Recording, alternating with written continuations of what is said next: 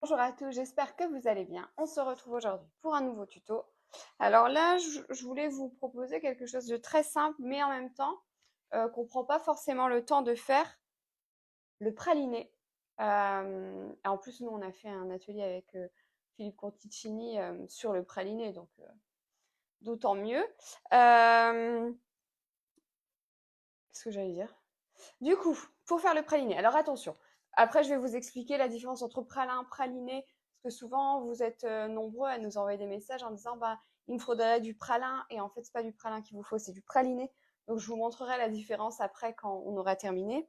Là, dans ma casserole, j'ai mis 400 g de sucre en poudre et 100 g d'eau. Dans mon saladier, j'ai mis 300 g d'amandes et 300 g de noisettes. Donc là, en plus, c'est une nouvelle plaque. Alors, je vous dis pas, ça doit être pas mal. Donc là, je fais chauffer. Alors, je vais juste mélanger pour éviter en fait qu'on ait des gros morceaux comme ça de sucre. Si je commence à en mettre partout, ça va pas faire.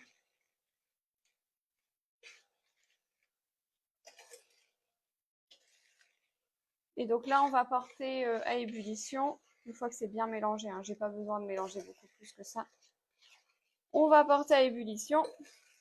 Dès les premiers bouillons, on va verser les fruits secs dedans. Et après, je vous explique. Alors, une fois qu'on a l'ébullition, on verse les fruits secs. Alors, dans certaines recettes ou sur le contenu que vous allez trouver sur les réseaux, vous allez voir que nombreux font en fait un caramel à sec, qui viennent verser sur les fruits secs et qui mixent, et pour eux c'est du praliné. Alors clairement, pour moi c'est pas du praliné.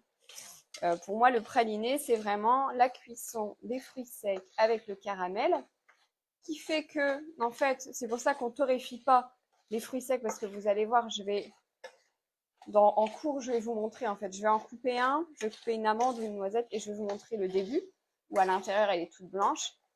Et au fur et à mesure, elle va se torréfier, du coup, avec le caramel. Et c'est là où on va révéler toutes les saveurs et on aura vraiment un praliné de qualité. Et, en termes de goût, c'est vraiment très, très différent. Vraiment, pour avoir essayé les deux, parce que, bah, voilà, c'est pas tout de donner son avis, il faut aussi essayer et puis comparer. Franchement, le praliné où on verse juste du caramel sur des fruits secs, pour moi, ça n'a aucun intérêt. Vraiment, vraiment. Donc là, on va mélanger.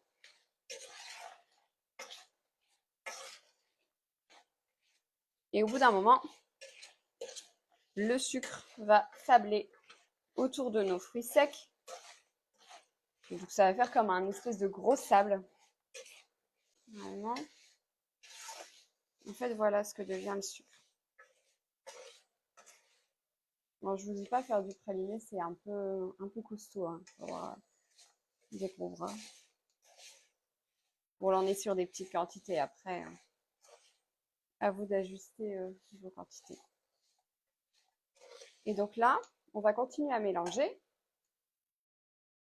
Et au bout d'un moment, ça va commencer à repartir en cuisson. Et on va baisser la plaque et on va aller tout doucement pour pas agresser en fait le fruit sec. Donc là, vous voyez, ça fait vraiment... Et là, si je vous la coupe, à l'intérieur, elle est très blanche. Et donc là, alors, je pense que je vais vous prendre de l'autre côté. Je vais tourner comme ça, je vais vous montrer ce que ça donne. Donc vous voyez ici, en fait, le sable, n'importe quoi. Le sucre, hop, il s'est décollé des fruits secs et il est ici. Voilà. Il fait comme de la neige. Voilà. Et donc là, on va continuer de mélanger parce qu'après, le sucre va venir, j'en ai une bonne avec le sable, le sucre va venir enrober les fruits secs pour caraméliser les fruits secs tout doucement. Alors, maintenant, je vais vous montrer un peu ce que ça donne à l'intérieur.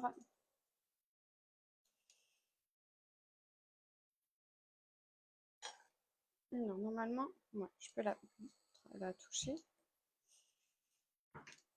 Donc, en fait, vous voyez ici, c'est très très blanc. Et nous, on va continuer à cuire pour la couper à l'intérieur et avoir quelque chose de très torréfié. Donc là, vous voyez, ça se fait tout doucement. Il ne faut vraiment pas être pressé avec le praliné. Donc là, j'en ai repris une. Et j'espère que vous allez bien voir, mais... Ah, c'est bof. Ah si, vous voyez? En fait, elle est plus toute blanche. Elle commence... ici, voilà, vous voyez? Elle commence à être un peu bien torréfiée parce que du coup, elle cuit tout doucement dans le caramel. Donc là, je continue à mélanger. Normalement, là, vous voyez un petit peu ce que je fais. C'est pas toujours évident de vous montrer vraiment très proche parce que faudrait que j'ai un trépied qui vienne comme ça. Ça serait sympa. On va peut-être chercher ça. Ça, vous verrez exactement un peu comment je tiens ma poêle, comment je mélange et pourquoi et jusqu'où je vais. C'est vrai que ça pourrait être sympa. Réfléchir. Et là, vous voyez, je vais continuer à mélanger. Alors, je vais vous prendre dans l'autre sens, vous allez me voir. Vous voyez ici? En fait, donc il y a le caramel qui se forme là dans le fond. Mais on voit surtout que là, c'est pas encore bien. Ah. Vous voyez? Là, c'est pas encore bien caramel. Donc, on va continuer à mélanger pour avoir quelque chose de très caramel. Attention, on ne brûle pas son mélange. Hein. Surtout, il faut toujours mélanger le praliné. Elodie a eu un souci de son, du coup, elle vous montre comment ça a bien cuit, bien torréfié à l'intérieur de l'amande. Vous voyez, là, c'est une cuisson parfaite. Il ne reste plus qu'à débarrasser tout ça sur une petite plaque avec un silicone et laisser refroidir pour pouvoir ensuite bien mixer le tout. Une fois que les fruits secs sont bien refroidis, on va les mettre dans le robot. Je ne sais pas si je vais pouvoir tout mettre en 2 fois. Tout dans le mixeur. Je vais commencer à mixer. On va obtenir une poudre qui est le pralin. Donc, on ne va pas confondre avec le praliné parce que vous êtes nombreux à venir en boutique en cherchant du pralin alors que c'est du praliné. Le pralin, c'est la poudre. Le praliné, c'est la pâte.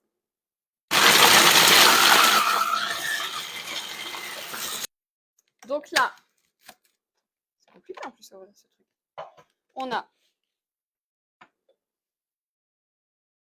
la poudre, donc le pralin. Il y en a qui suivent, heureusement, il y en a qui suivent. Il y en a d'autres, elles sont endormies. Et donc, là, je vais continuer pour avoir une pâte très lisse. Et donc là, je vous montre.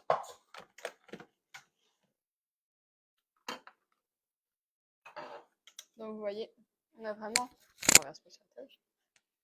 une pâte qui est très liquide, donc le praliné.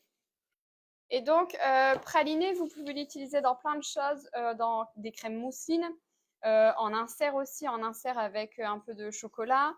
Vous pouvez l'utiliser dans des ganaches montées, donc pour les Paris-Brest, pour faire des inserts. Vous pouvez vraiment faire plein de choses avec. Des croustillants pralinés, donc croustillant, donc praliné, chocolat, crêpe dentelle. Après, voilà, vous déclinez ça comme vous avez envie. Nous, on l'utilise beaucoup pour les ateliers.